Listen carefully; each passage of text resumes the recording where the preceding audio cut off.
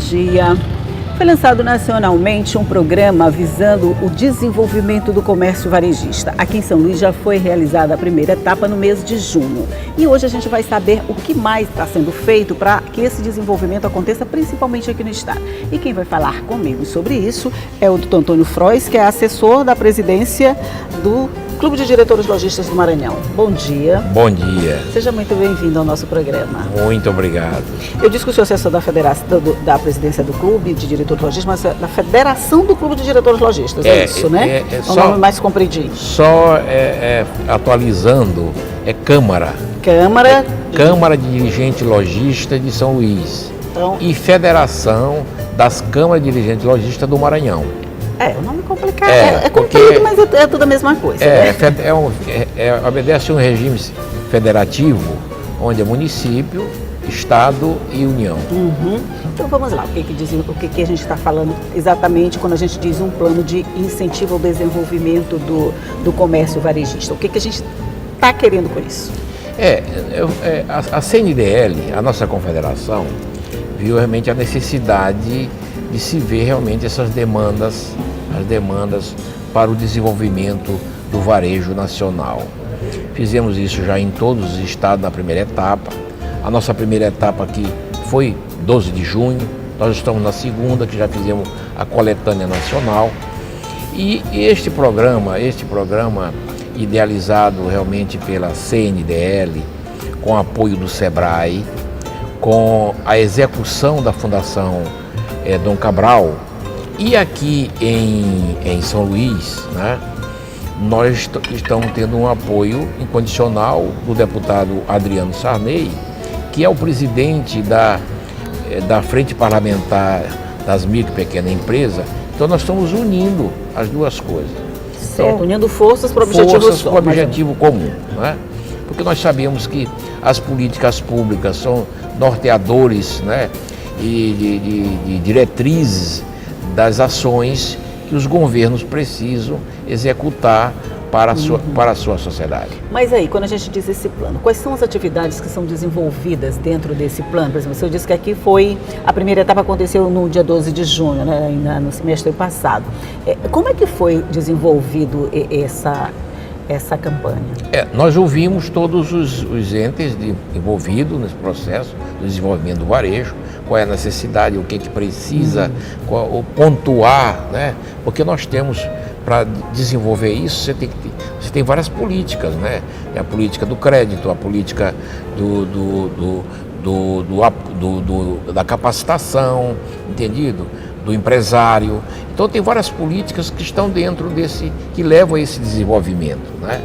E isso foi feito, essa coletânea, e hoje, já nessa segunda, nós estamos vendo o que vamos apresentar nacional para que os legisladores consigam, são apoio que vai conseguir realmente a desenvolver o que precisamos para o varejo nesse tempo de hoje. Então, deixa eu ver se eu entendi. Primeiro, não são atividades, são recolhimento de informações para primeiro traçar um perfil do nosso comércio varejista, e a partir daí descobrir o que pode ser feito, é isso? O que precisa melhorar nisto para que o desenvolvimento dele seja mais pontual, mais rápido. Entendi. E o nosso comércio varejista, ele não está muito bem assim das pernas, vamos dizer? Não, eu diria que, por exemplo, nos 4 cantos do país, você tem essa atividade em exercício. O que precisamos hoje, pelo fator da informação, da velocidade dessa informação, precisamos estar capacitados para isto. O lojista, o empresário, ele precisa estar capacitado para essa competitividade. Nós precisamos estar mais competitivo, e para que a gente possa estar mais competitivo nesse segmento, no varejo, né, nós precisamos nos capacitar. É isso que nós estamos buscando. Para enfrentar qualquer que seja o obstáculo, a gente precisa se preparar antes, né? Exatamente. Essa crise, do Frois, de alguma forma, ela tá conseguindo ser absorvida pelo nosso comércio, ou o comércio realmente sentiu a queda e está tentando levantar? Como é que foi a reação do nosso varejo aqui com relação a todos esses problemas econômicos que o país enfrenta? Sem dúvida, afetou, sem dúvida. Mas como o varejo, ele rapidamente faz a adaptação ao momento, né? Ele está atravessando esse momento. Quando há uma crise, você tem várias oportunidades. Sim. Abre um leque de oportunidades. Então você precisa estar atento a essas oportunidades. Basta saber enxergar, né? Para se enxergar. Você precisa se antecipar a isso aí. E não ficar só comprando lenço. Comprando lenço é ótimo. A gente não ficou comprando lenço não, né? Não. A gente foi mesmo para a guerra, vamos dizer assim. Fomos, estamos indo e como entidade nós temos trabalhado para que realmente se venda lenço e não compre. Eu gostei dessa imagem que o senhor criou. Mas a gente vai fazer um rápido intervalinho e daqui a pouco a gente volta para continuar falando sobre esse assunto. É um minutinho só e a gente volta logo.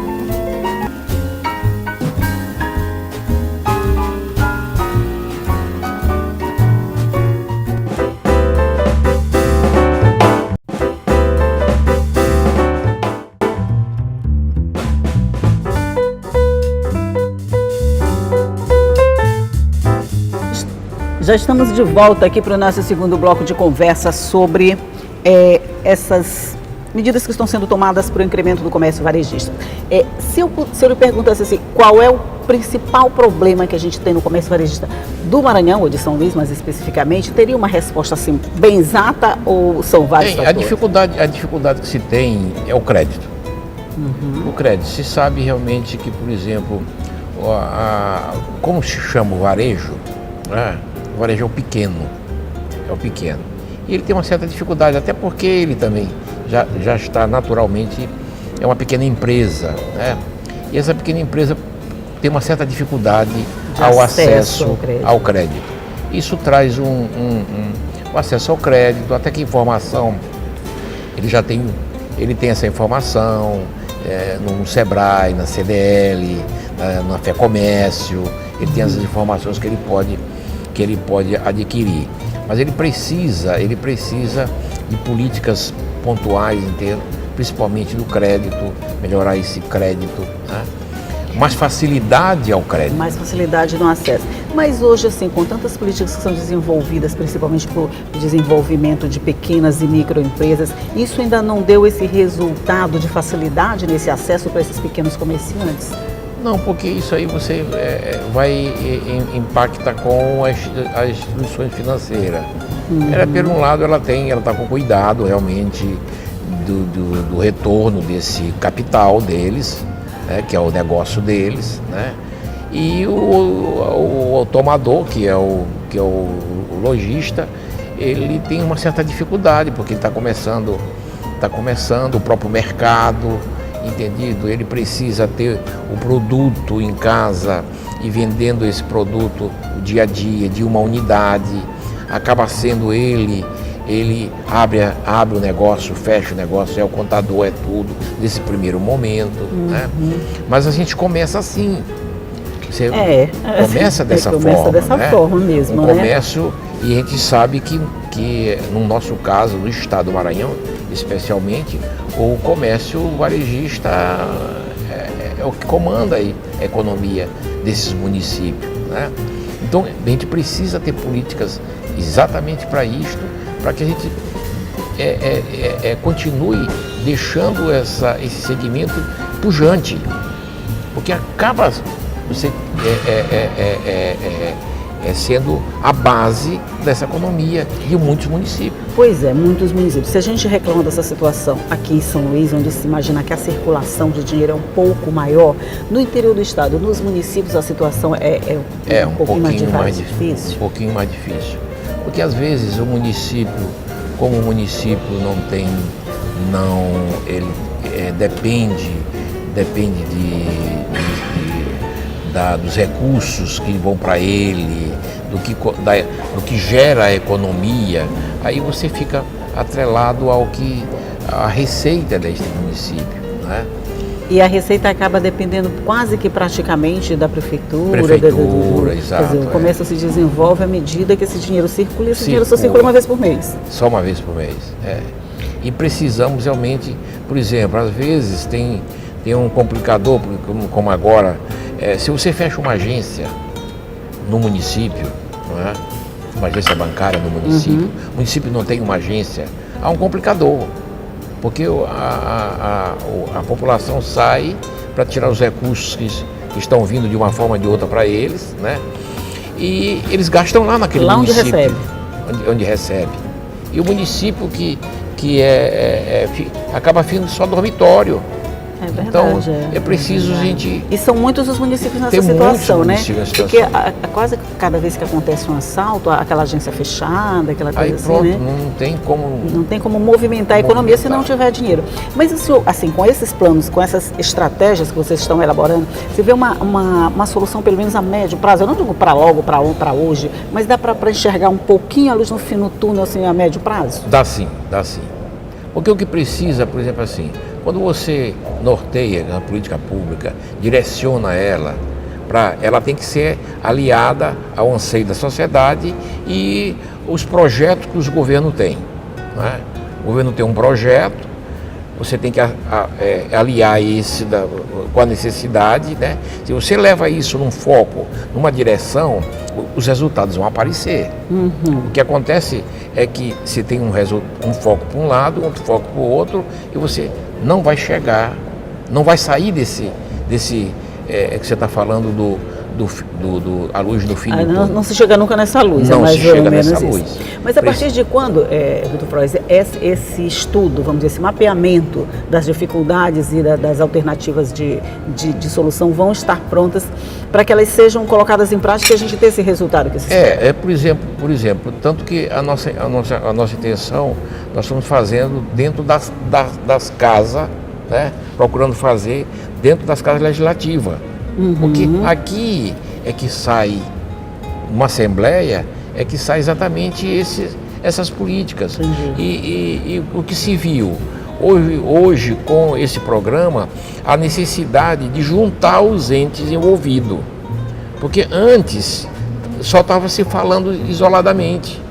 Hoje não. Hoje nós estamos sentando, né, o segmento, juntamente com os deputados, vereadores, entendidos, secretário, quer dizer, todo mundo junto. Juntando todo mundo para conversar. Todo mundo junto. Aí quando se pensa junto, a direção é outra.